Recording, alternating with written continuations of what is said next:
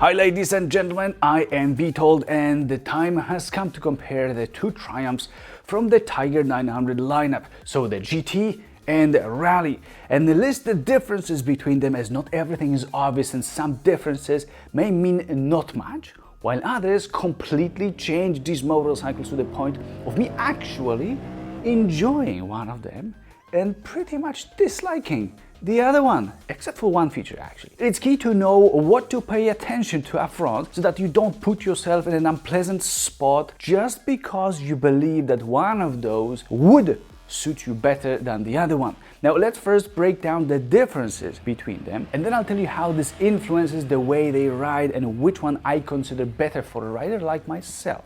So far I have ridden all large and also mid-size adventure motorcycles available on the market till this point. Now these Tigers 900 are announced at the moment of recording this video to have a few changes for 2024, while the ones I've ridden are from 2023.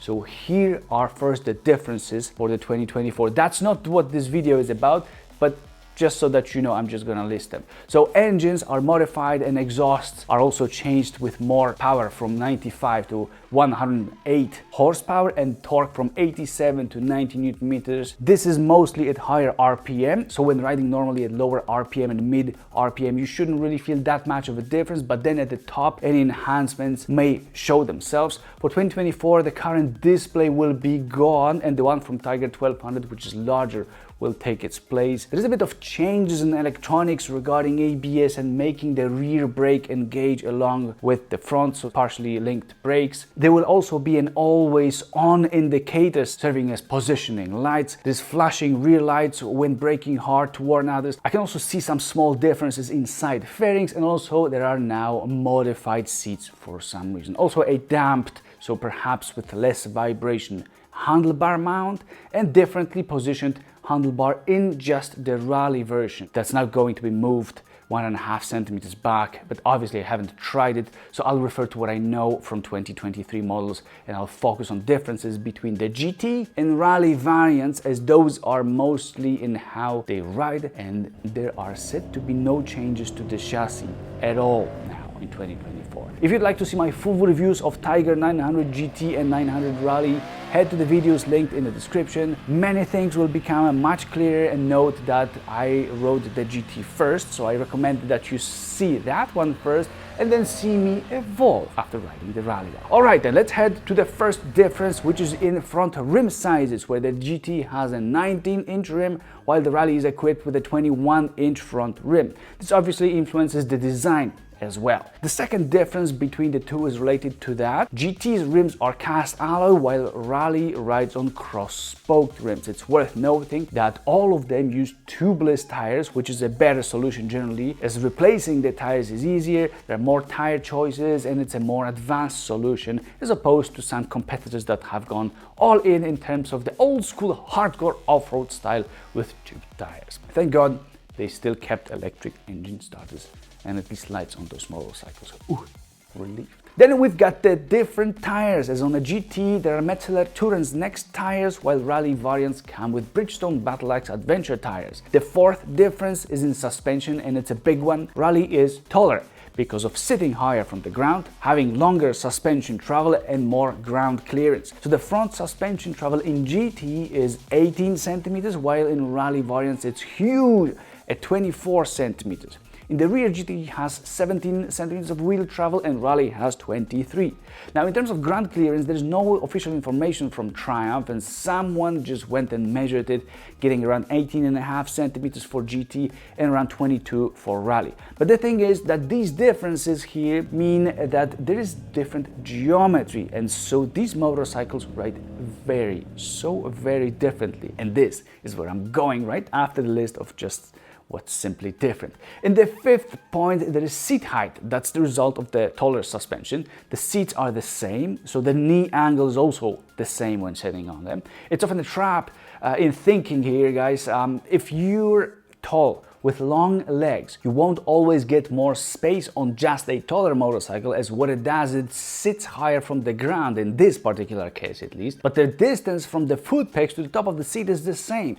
There are some motorcycles that automatically come with taller seats in some versions, but it's not here. In my next video about KTM's 890 Adventure and the Adventure R, it's, for example, the case, but not here. On the Tiger 900 GT, you will be able to sit at 82 centimeters or 84 centimeters, as the seat height is adjustable, and on the Rally it is accordingly 4 centimeters up, so from 86 to quite high 88 centimeters. They're manually adjustable, so not like on such electric office chairs from power seats, which are basically fully electrically adjustable. This is 100% luxury and comfort, but the seats on 2023 Tigers are quite good.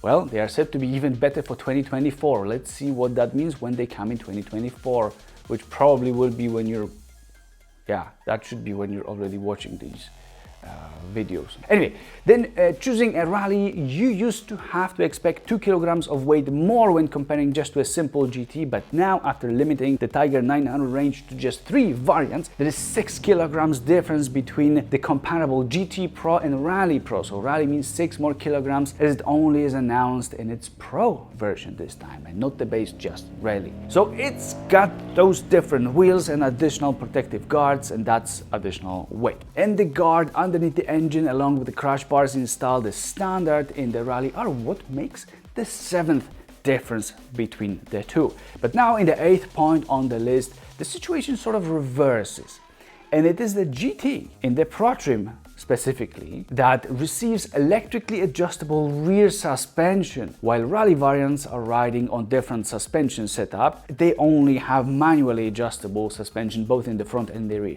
GT also has it manually adjustable in the front. I cannot say that there are huge differences in terms of settings in the GT, I mean feeling wise, even between the extreme settings, but it's still cool that there is such an option in this bike instead of just having to jump off the bike and play with a knob, even if it doesn't make that huge of a difference.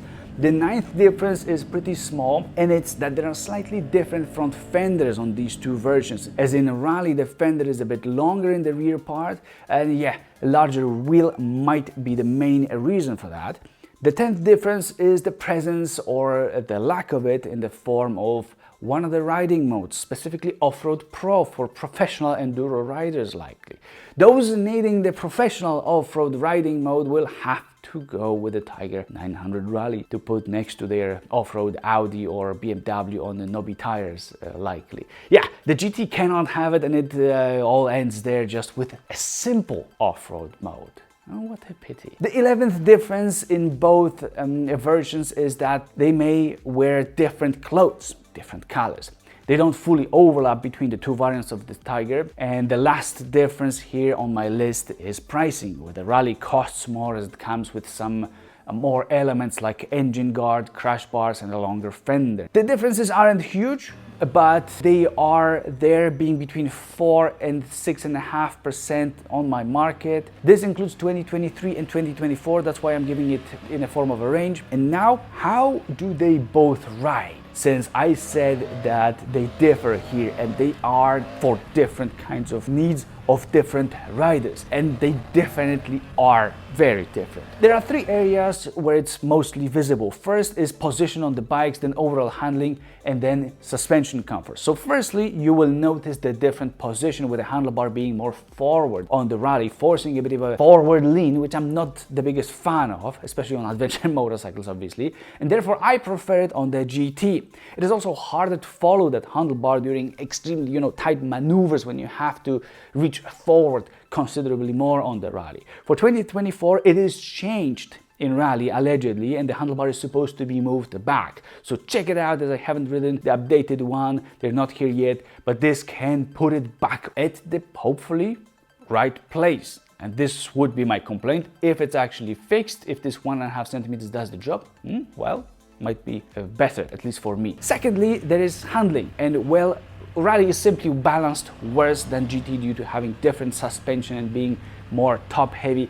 It is visibly, noticeably harder to maneuver the rally. It simply doesn't handle as well. It's not that precise, and at higher speeds it's not as well controllable to me, and generally doesn't want to turn as much.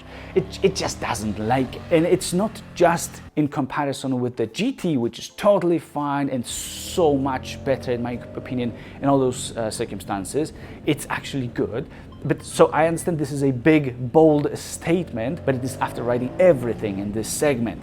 GT is enjoyable to ride regardless of speed, and it follows your command while staying much more neutral. I suggest that you check my full reviews of both of these motorcycles to know all the details about that.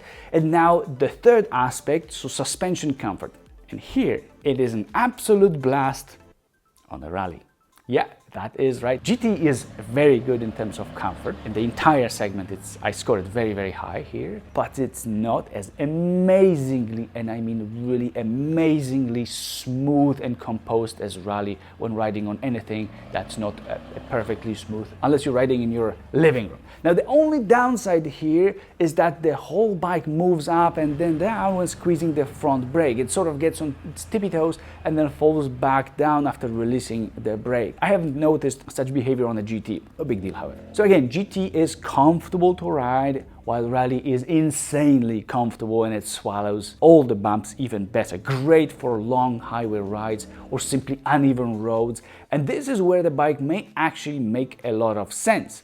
This is that, let me say it, but this is that very, very rare instance of me saying that thanks to this bike's unique feature, in this case, comfortable suspension, it can make sense to get it as a, let's not get too crazy, mild off-road motorcycle. For example, if the road to your home is gravel, or you live in a forest and you have to cover the last kilometers on a sandy road, an uneven road, let's say bad quality, or you simply want to travel to such places, which some may have an idea of doing. But if you ride on pavement, GT is really comfortable too, while handling so much better, to the point of being enjoyable and encouraging to me.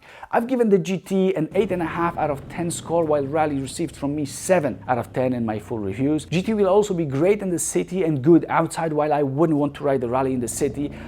I understand, I know it's not cool to prefer the lame street version and not a big men's hardcore enduro that you nowadays see mostly in Siberia, Sahara Desert, and crossing South America left and right, east to west, west to east, on the way from the office in the city center in Berlin, but it just rides much better on regular roads, the GT.